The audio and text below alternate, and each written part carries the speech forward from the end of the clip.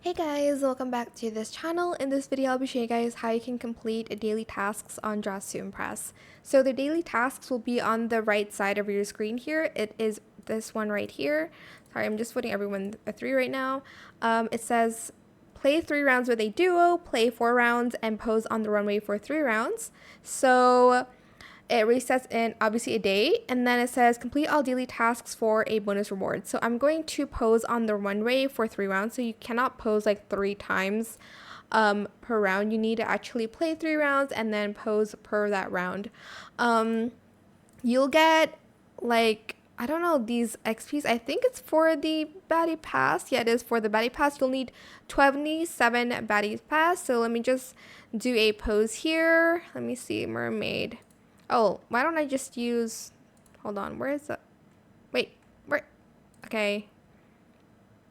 I'm gonna just pose. So pretty. Okay. Okay.